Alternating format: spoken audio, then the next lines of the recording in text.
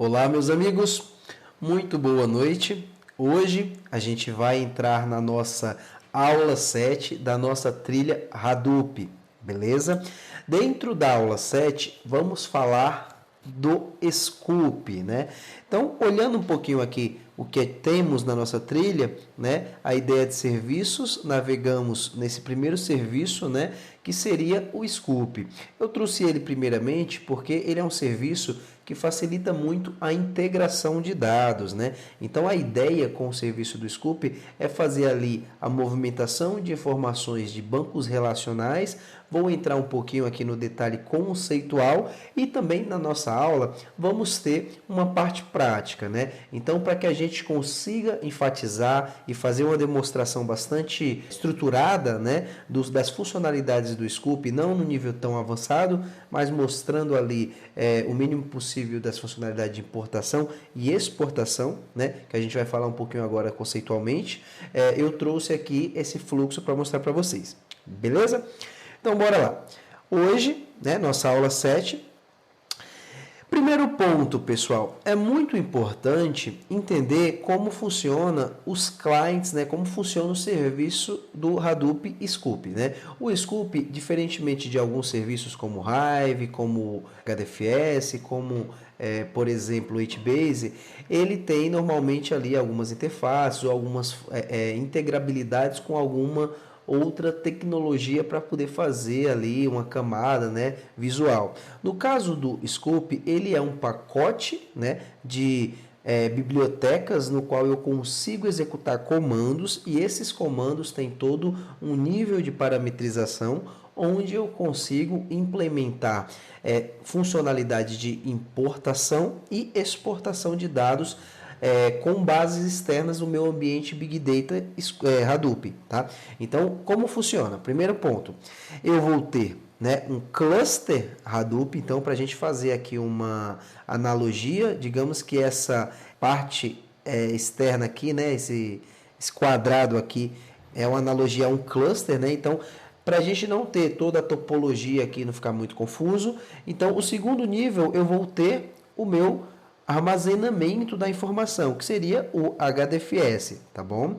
Então, dentro de um cluster Hadoop, eu posso ter um node, né, dedicado ao HDFS, no caso eu vou ter mesmo, né, falando de Hadoop, e um outro node dedicado aos clients de desenvolvimento, né? Então, é muito comum e uma boa prática a gente ter um nó, né, chamado Edge Node, né? Foi até uma recomendação Cloudera e alguns outros players usam isso de forma mais fácil na hora de montar a topologia ali para desenvolvimento, né? Então as máquinas edge nodes, né, as máquinas de ponta, são as máquinas ali que a gente vai ter acessos externos, acessos de desenvolvedores, acessos ali para fazer consumos específicos, e dentro dessas máquinas de node você pode, né, disponibilizar um cliente do Scoop, tá? Então, basicamente, o Scoop ele é uma biblioteca, você deixa um client ali ativo, no qual esse client recebe parâmetros para fazer essas integrações com os bancos de dados externos.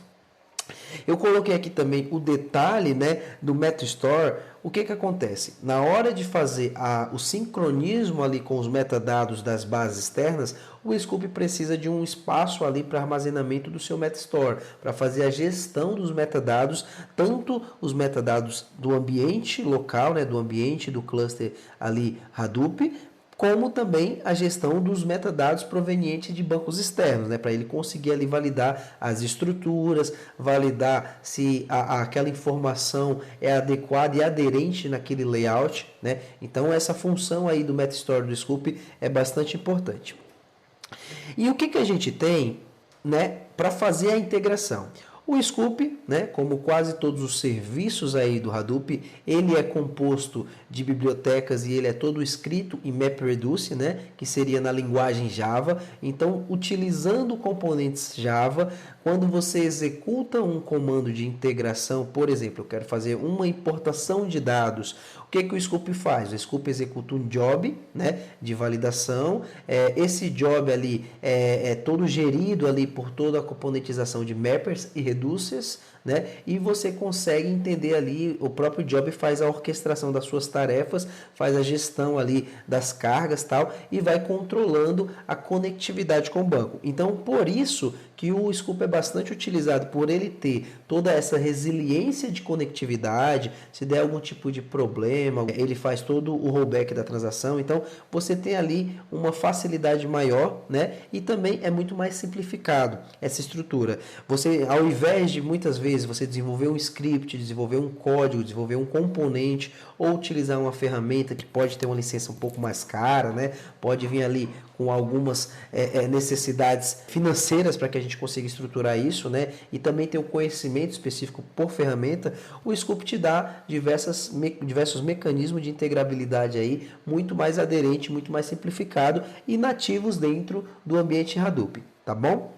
Agora, pessoal, vamos olhar um pouquinho para a primeira funcionalidade do Scoop, né? Então, fazendo aqui uma demonstração de direção de dados, né? Então, temos o primeiro ponto seria a importação. A importação é basicamente trazer informações de um banco externo para dentro de um banco interno, dentro do Hadoop, né? Um Hive, no caso, ou mesmo só armazenar arquivos ali dentro de um HDFS, tá bom? Então, a gente tem aqui, por exemplo, o que eu preciso para fazer integrações, né, para fazer conectividade com bancos, quando a gente está falando ali de linguagens, né, programação, a gente precisa de um driver JDBC. As ferramentas também utilizam esse driver, esse componente, né? Então precisamos de um driver para poder fazer a conectividade com o banco ali, para poder fazer essa integração. No caso do Oracle seria um ODBC, né, mas o restante normalmente é um JDBC.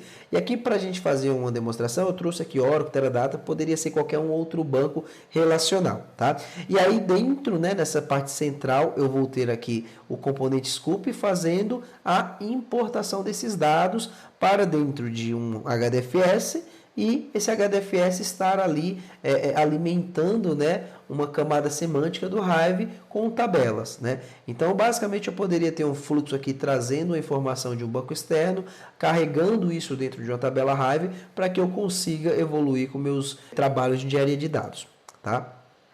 Aqui eu trouxe um descritivo para ficar um pouco mais fácil de entender, né? Então, a importação para ambiente Hadoop é realizada em duas etapas. Eu fui bastante simplista aqui, tá? Na primeira etapa, o Scoop utiliza um job de mapeamento para examinar o banco de dados e reunir os metadados necessários para os dados que serão importados. Então, o que ele faz? Ele valida se o objeto, se a tabela, o esquema, né, se a estrutura existe no banco de destino, né, ou no banco de origem, né? Podemos dizer de origem no caso de importação, né?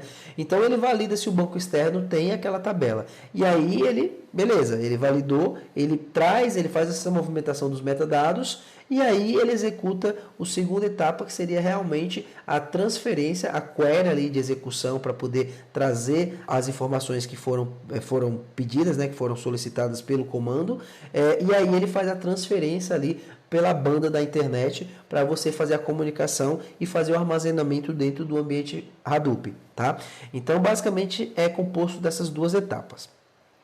A segunda funcionalidade do Scoop seria o export, tá? Então é a mesma coisa, só que a direção ao contrário. Ao invés de eu estar trazendo informações, eu estou carregando informações de um banco externo, tá? Então ele vai ter a primeira etapa também, que é fazer essa introspecção dos metadados na base de dados. Então ele valida se o objeto já existe. Então eu não tenho aqui do lado do Scoop funcionalidade para mim criar objetos do lado do banco de dados de lá, porque aí eu também perderia, né, uma questão de segurança, gestão dessas informações. Então é necessário que o DBA, os administradores ou mesmo o desenvolvedor com acesso precisa criar anteriormente a tabela, né, no banco de dados de destino e assim estruturar as informações do lado de cá com o layout aderente àquela tabela de destino. E aí a gente consegue executar o comando de exportação. integração, tá? Esses comandos eles têm diversos parâmetros onde você consegue refinar, otimizar, né?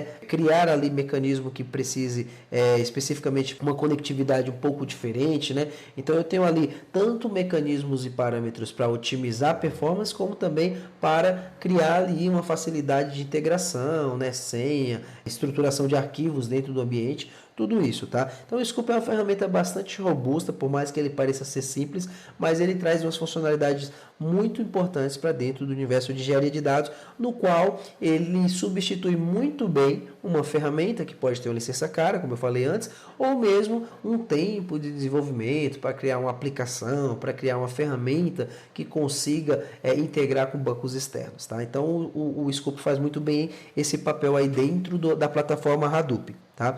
Aí para mostrar para vocês alguns dos bancos de dados que são possíveis fazer essa integração com o Scoop, né? Então temos Oracle, o próprio Hive, o Impala, o Hawk, o SQL Server, né? Cassandra, Redshift. Então qualquer banco de dados que eu tenha ali o driver de conectividade, eu consigo fazer essa integração com o Scoop, beleza? Agora, pessoal, vamos olhar um pouquinho para a parte prática da coisa. Então, o que eu fiz aqui para a gente ter, né, essa estrutura bem definida, né, para a gente não perder muito tempo, tá bom? Então, vamos lá. Nossa aula 7 vai ser composta aqui na parte prática por executar um comando de import, gravando um arquivo texto, validar o arquivo carregado. Então, a gente vai fazer um check, né, se essa carga ocorreu com sucesso. Segundo passo é executar o mesmo comando de import, agora não gravando somente um arquivo no HDFS. A gente vai gravar dentro de uma tabela Hive e, posteriormente, validar se essa carga de tabela está ok. E o terceiro comando é o export. Então, a gente vai criar uma tabela lá no ambiente do MySQL e vai fazer a carga, vai executar o comando export e também validar se a carga foi realizada com sucesso. Beleza? Alguns componentes importantes dentro dessa estrutura, vocês vão perceber que o que eu tenho aqui? Eu tenho um banco de dados MySQL, deixa eu abrir aqui para vocês a minha conexão, né? Então, o primeiro ponto, eu vou ter um banco de dados, né, MySQL. Então, vamos entrar aqui, eu estou conectando na minha VM, né, na nuvem, tá? Então, eu tenho um ambiente ali que seria um ambiente Cloudera, onde eu tenho um serviço Hive, onde eu tenho um serviço HBase, onde eu tenho um serviço HDFS, né? Então, para as nossas aulas aqui ficar um pouco mais dinâmica e também visuais, onde eu consiga demonstrar para vocês como essas funcionalidades funcionam, né? Eu também criei essa estrutura para facilitar, beleza? Então, vamos olhar aqui o primeiro passo. Eu vou deixar essa aba aqui, essa tela de conexão aqui, dentro, voltada para executar os comandos Hadoop. Então, geralmente, eu costumo fazer tudo com o root, tá? Então, vamos executar a mesma estrutura. Aqui vai ser a mesma coisa, só que aqui eu vou conectar com o meu MySQL, tá? Então, eu vou deixar o meu MySQL aqui para mostrar para vocês que eu tenho já algumas coisas criadas lá. Então, o que seria isso? Seria basicamente para mostrar que o comando ele pode ter... Eita, eu errei de novo, comando. Nossa, muitos erros, né? Muitos erros, né? Então, vamos lá, pessoal. A ideia aqui é fazer uma dinâmica, tá? Então, eu preparei alguns comandos para não ficar tão bonitinho assim de se ver, né? Porque é muito fácil a gente chegar a mostrar. Então, a última parte do export eu deixei ali para fazer na mão com vocês, tá? Para demonstrar a linha de raciocínio mesmo de como funciona essa integração. Então, o que é a premissa para a gente entender aqui? A gente precisa entender que a nossa base de dados do MySQL tem que estar ali com as cargas de informações, né? Então eu tenho que ter informações das tabelas de origem, né? Não tem como eu trazer dados que não existam lá, certo? E o segundo passo é eu fazer aqui do lado do Hive, do lado do HDFS, a estruturação dessas tabelas, dessas informações para quando eu for exportar. Beleza? Então vamos lá. Então meu MySQL tem aqui, eu estou utilizando informações na estrutura de informações de CDRs, que são informações de ligações, informações da estrutura ali de clientes, né, do segmento de telecomunicação, tá? Então por isso que eu coloquei aqui um nome chamado Telecom. Então eu já criei uma base chamada Telecom. Peraí, pessoal. Errei aqui que não estou no cara. Mas vamos lá. Então, vamos usar essa base Telecom e vamos ver quais tabelas temos nela. Caramba, eu estou com um teclado que está fazendo uma coisa e outro está fazendo outra. Vamos lá, estou com 2 teclados aqui, pessoal, por isso que está dando essa confusão.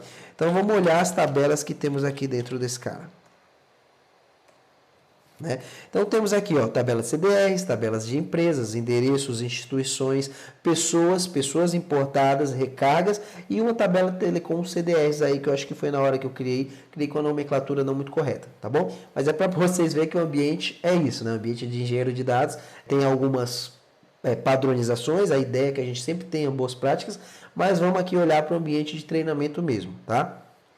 Então, primeiro ponto dentro do nosso ciclo aqui, né, de estruturação, certo?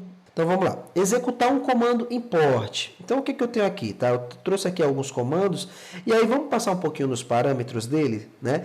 Então, o primeiro parâmetro do comando import seria a conexão, a minha string de conexão, né, com a estrutura padrão ali, né? Então, eu passo aqui o meu driver JDBC para o banco MySQL, passo aqui o host, né, ou IP, a porta e a base que eu quero conectar. Seria o usuário e senha, né? Então eu vou ter aqui o usuário root e uma senha Hadoop, que foi o que eu estruturei. Vamos entender que os campos que eu vou trazer de lá vão estar terminando por vírgula, né? Que é um padrão aí do mercado. Vou olhar para a tabela de CDRs e vou fazer armazenamento no formato de texto, tá? Para a gente deixar o mais padrão possível ali, trazendo no formato mais básico. Um ponto importante é esse target dir. O target dir, ele é o diretório HDFS, né? Quando a gente fala de scope, ele sempre está armazenando no HDFS, tá? Quando a gente fala de target dir, ele está colocando isso dentro do HDFS no diretório CDRs, tá? E aqui, esse último parâmetro é a quantidade de mappers que eu vou splitar nessa conectividade. Quando eu lanço lá o job, se eu tiver uma volumetria muito alta, se eu lançar um mapper só, o que vai fazer? Ele vai criar um buffer, né, muito grande, provavelmente ele pode até dar uma quebra dessa conexão, porque um mapper não é suficiente. Então, quanto maior a volumetria, né, e também tem a questão ali de banda de throughput de rede, maior a quantidade de mappers que eu tenho que aplicar dentro desse comando, tá? Mas para o nosso caso aqui as tabelas são pequenas, né, não são tão volumosas, a gente vai olhar para um mapper mesmo, tá? E aí esse target dir, um ponto que eu vou deixar para vocês, eu já rodei os comandos antes até para testar mesmo, tá? Então eu vou executar aqui do jeito que o ambiente está. Provavelmente vai haver a necessidade de excluir o target dir. Aí a gente tem esse parâmetro aqui que seria delete target dir, tá? Então eu vou colocar ele aqui para não acontecer nenhum problema. Aí para que serve ele? Por exemplo, se eu não coloco ele agora, eu rodo o comando e se já existir a estrutura lá, é que eu estou rodando no anexo. Vamos lá. Quando eu rodo o comando sem a necessidade quando eu rodo sem esse outro parâmetro delete target dir, ele vai fazer o quê? Ele vai criar, né, uma estrutura lá e aí ele vai falar, olha, já existe esse cara, para não sobrescrever, você precisa excluir manualmente, né? Então isso até é uma questão de segurança e aí você pode até criar algumas aplicações ali de nível de acessibilidade, tá? Então vamos olhar aqui, ó, para a primeira tela e vamos executar esse comando, tá? Então, ó, ele pegou bastante coisa aqui, deixa eu ver. Beleza, pessoal? Então, vamos voltar aqui e vamos olhar os comandos, né, que a gente tem para executar a estrutura do scoop, tá? Então, o primeiro comando é, como eu falei para vocês, o import, gravando no arquivo de texto, né? Então, vamos pegar esse arquivo de texto, né? Eu tenho os parâmetros de conexão, né, que seria passando o meu driver, o banco, o host, a porta e a base que eu quero conectar. Username, né, root, password, qual que é a terminação aqui de campos, que o padrão é uma vírgula mesmo, né? Então todos os campos vão terminar por vírgula. E aí a gente tem a tabela CDS, é qual a tabela que eu vou fazer a leitura lá e fazer a movimentação dos dados. E no formato TXT, então eu vou gravar um arquivo de texto dentro do meu HDFS.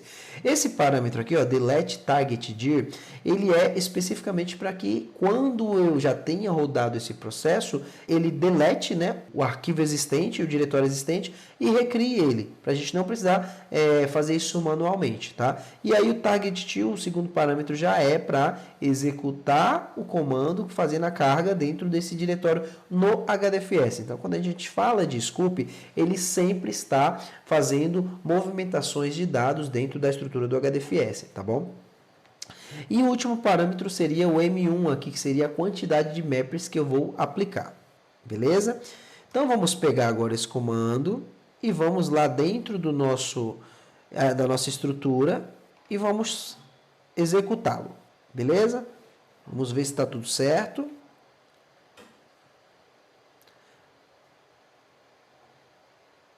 Vocês vão ver aqui, ó, que dentro da estrutura ele já fez a query. Então, o que ele fez aqui? Ele validou se esse metadado existe, né? Já está executando aqui a query que eu pedi, né? Então, como eu pedi para trazer a tabela inteira, ele dá um select full, né? Dentro da tabela CDR, beleza?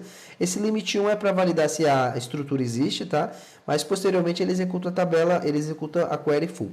E aí vocês vão ver que o Scoop ele é bastante intuitivo assim em relação a log. O log de saída tem essa estrutura. Ele lançou aqui um job, né? Vocês veem aqui ó, que foi o job 16, uma numeração um pouquinho maior, né? Que ele é realmente para poder não ter duplicidade ali de IDs, tá? Dentro do meu Yarn, né? Ele estruturou aqui a aplicação. Rodou o job teve todas as suas tasks executadas com sucesso, e aí a gente tem algumas métricas aqui que ajudam a entender, né? Então, a contagem de leitura, quantos bytes foram trafegados e tal, tem aqui a questão do job, map, framework, e aí é importante ver aqui até no final, aqui você vai ter map input e map output, tá? Isso aqui é importante porque você vê a quantidade de linhas que foram movimentadas, que é o mais legal de se entender, tá? Então, tivemos aqui, ó, recuperação de 19 mil linhas, 998, quase 20 mil linhas, tá bom? E um total de 1 GB e 372 megas, tá? Beleza? Agora, o segundo passo que a gente tinha para ver, né? Então, o primeiro passo, executamos o comando com sucesso, ok? Agora, vamos validar o arquivo, pessoal. Vamos validar se esse arquivo foi carregado com sucesso. Então, vamos voltar lá na nossa estrutura, né? Então, aqui é o MySQL. Aqui é o nosso... Aqui eu vou deixar ativo o nosso Hive, tá? Vamos deixar o Hive aqui. Ainda não vou entrar no Hive para facilitar o entendimento, né? A gente cria uma linha de raciocínio juntas aqui. Então, agora, vamos entrar dentro do HDFS. Então, eu vou dar um HDFS, Hadoop, fs-ls, a barra, para validar, né, a minha estrutura. Então, onde eu gravei? Eu gravei dentro de user. Deixa eu ver se está certo. Vamos lá aqui. Eu esqueço. A memória está curta, pessoal. Vamos lá. Então, a minha ideia foi armazenar em user, root, CDRs. Beleza? Então, vamos olhar novamente lá na estrutura. E vamos fazer uma query dentro desse cara. Barra user, root, CDRs, beleza? Então vamos ver se tem dados lá, se tem algum arquivo. Então foi armazenado um arquivo, por padrão, sempre que é rodado um MapReduce, ele gera esse arquivo aqui, underline success, tá? Porque ele tem aqui uma descritiva que o job rodou com sucesso. Temos aqui a volumetria dos dados, né? E ele gravou, como eu não tenho nenhum tipo de parametrização, nada do tipo para me splitar em mais arquivos, ele gravou um arquivo único, tá? Vamos fazer aqui um cat para vocês verem. Deixa eu ver aqui, opa. fs traço.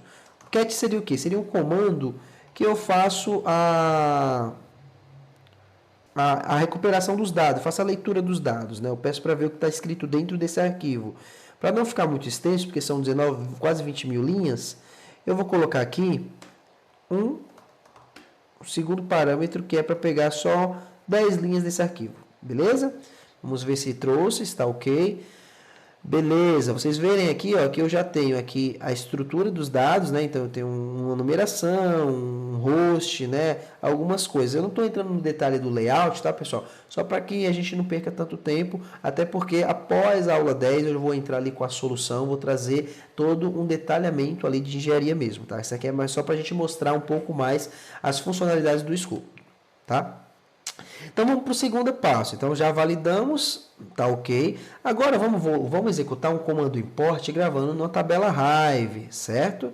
Então o comando é similar. O que muda é que eu não vou mais precisar desse target dir aqui. Eu vou tirar ele porque eu vou gravar dentro de uma tabela Hive, beleza? Mesma estrutura. Esse parâmetro aqui é um parâmetro novo. O produto hoje, atualmente da Cloudera, ele utiliza ali o beeline. E o beeline tem uma particularidade de conexão, tá? Então eu passo esse parâmetro. Esse aqui é um parâmetro novo. Então no scoop padrão aí que a gente tem no mercado, se a gente baixar direto da pasta, você não vai precisar desse parâmetro não. O restante você tem, né, a usabilidade de consumo.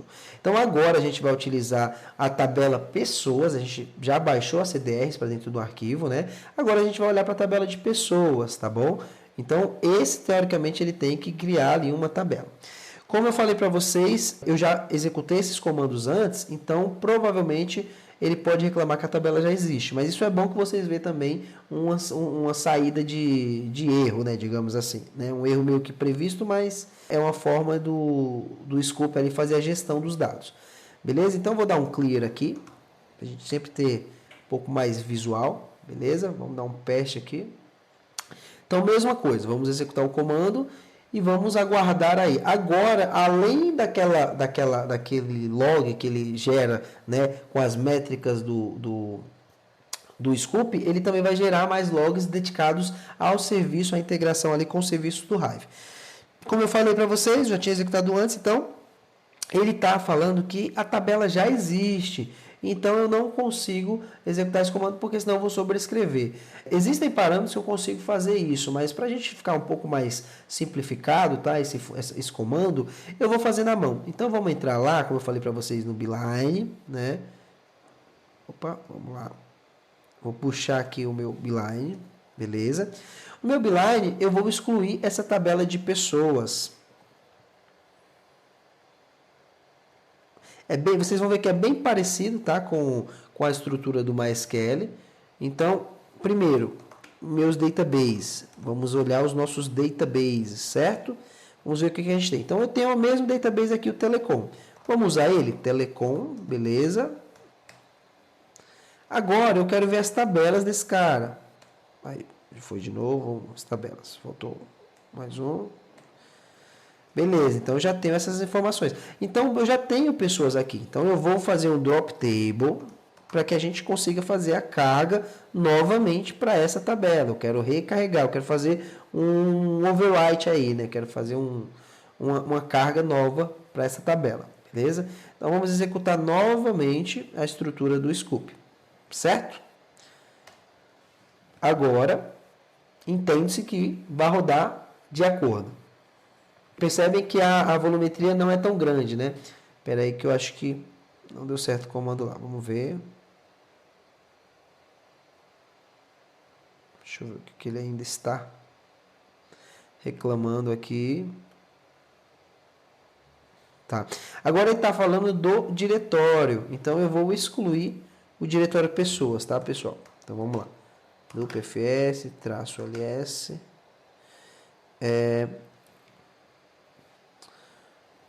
Deixa eu ver como é que tá ali.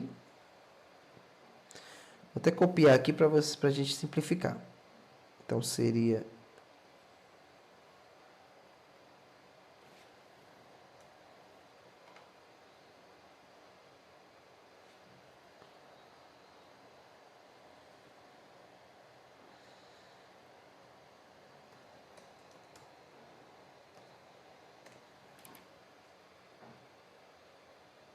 Beleza? Então ele moveu a pasta para a lixeira. Então não existe mais a estrutura lá. Bora ver se roda? Isso é o dia a dia de um engenheiro, tá, pessoal? Então a gente tem muitos comandos, por mais simples que seja, só que esses comandos se integram com tecnologias diferentes, né? Então a gente tem ali toda a forma de gerir diretórios, especificamente do HDFS, boa prática e tudo mais. Temos ali a forma de fazer a orquestração de tabelas dentro do Hive. Você pode ter a necessidade de integrar com algum outro serviço, né? Então agora vocês percebem que ele está rodando, né? Ele gerou mais log e agora essa última parte aqui são logs dedicados, né, à parte da carga da tabela. Vocês vão ver aqui, ó, insert into table, telecom pessoas, né? Então ele rodou com sucesso, beleza? Agora vamos validar. Então, olhando aqui, a gente conseguiu executar, né, esse comando import. agora a gente vai fazer a validação da carga da tabela, beleza? Bora ver aqui se está tudo ok. Então, vamos entrar lá no nosso Hive e vamos ver se a tabela pessoas, pessoal, veio certinha, né?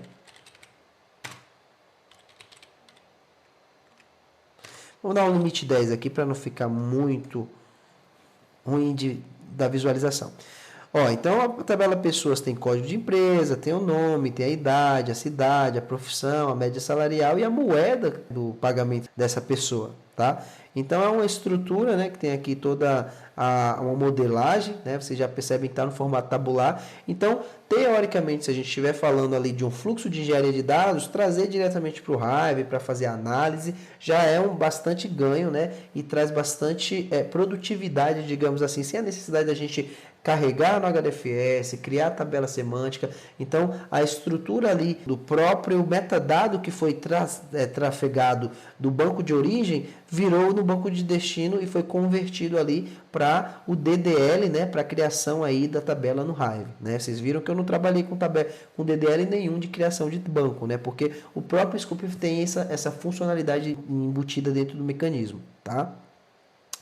Agora, para a gente fechar, né? Então, fechamos aqui a validação da carga de tabela Hive. Agora, a gente vai executar um comando export, tá? Então, qual que é o primeiro ponto? Eu vou precisar criar a tabela dentro do comando export, certo? Deixa eu ver aqui, pessoal. Deixa eu ver se eu já tenho essa tabela lá. Só para a gente facilitar, simplificar a coisa, eu vou olhar se eu já tenho uma tabela aqui, beleza? Então, eu já tenho essa tabela pessoas importadas aqui. Vamos dar um show na estrutura dela?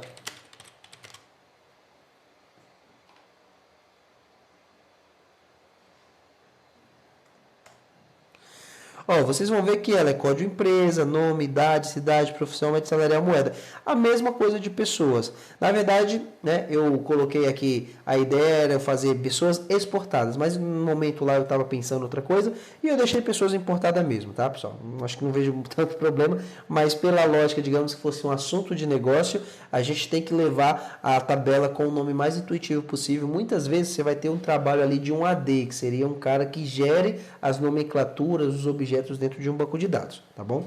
Então, pessoas importadas. Então, essa tabela já existe. Então, eu vou fazer a carga dessa tabela, beleza?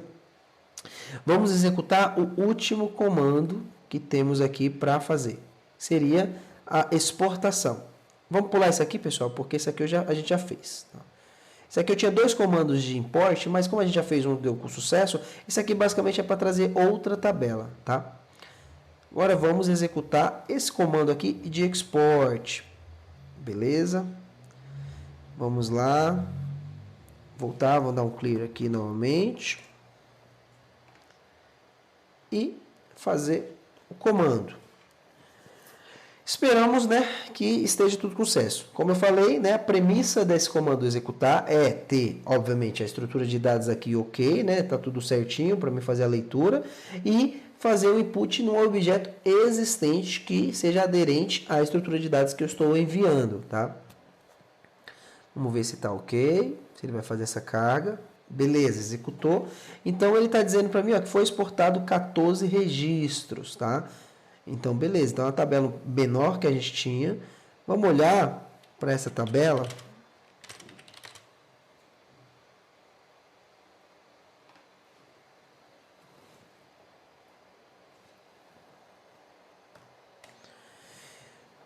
Beleza, pessoal. Então, vocês vão ver aqui, ó, eu trouxe isso aqui meio que de propósito, tá? Eu já tinha executado essa estrutura antes, né? Então, o que que eu tenho aqui? Eu tenho duplicidades de dados, né? Vocês vão ver que eu tenho aqui, ó, 1, 2, 3, 4, 5, 6, 7, né? 1, 2, 3, 4, 5, 6, 7. Então, eu tenho aqui as informações meio que duplicadas. Por quê? Porque eu acabei fazendo a carga de novo, né? Então, eu vou ter 28 linhas, Tá? Então, teoricamente, eu tenho ali um parâmetro para fazer o truncate da tabela, ou mesmo, se for uma tabela nova, quando eu faço a criação dela, ela não tem dado nenhum. Mas é muito importante ter esse parâmetro do truncate ali, para ele poder limpar essa tabela e eu fazer o overwrite nela. Ou mesmo, se ela for, no caso aqui, como a nossa tabela é fotografia, ela não é aderente a uma tabela incremental. Se eu tivesse um registro incremental, eu conseguiria ir exportando lá e carregando partições, ou mesmo carregando a tabela lá de destino de uma forma incremental, tá? Então isso foi até bom para mostrar para vocês o formato de carga que existe. Em aulas posteriores aí dentro do nosso canal, eu vou trazer para vocês esse conceito de incremental e fotografia, né? Muitos chamam ali de overwrite, né? Mas fotografia incremental, beleza? Só para vocês terem isso no radar. Então é isso, pessoal. Vamos fechar então o nosso bloquinho, né? Execução do esporte foi com sucesso e validamos a carga na tabela MySQL, né? Com duplicidade, mas é para ficar gravado. Então trazer ali um componente, eu costumo, né, ter um pouco de cuidado e não trazer muito copia e cola, tudo certinho, executou com sucesso, beleza, pessoal. É fácil, né, fazer aulas assim. Então eu tento trazer um pouco mais do mundo real, tá? Então vamos olhar para essa situação. Então, nas próximas aulas futuras aí, não para trilha, mas para outros assuntos, eu vou trazer ali engenharias dedicadas a gente olhar um pouco para essa questão de ingestão ou mesmo de integração de dados, tá? Então, é isso, pessoal. Fico muito feliz aí que a gente está, né, nesse caminho agora um pouco mais prático, né? E a minha ideia é trazer realmente essas funcionalidades de forma bem clara para vocês. Muito obrigado, continue acompanhando aí Maestria Dados, tem muito mais, viu, pessoal? Esses próximos meses aí, a gente vai ter um grande aumento, né, de conteúdos sendo geridos ali dentro da plataforma, tá? Muito obrigado. Vejo vocês.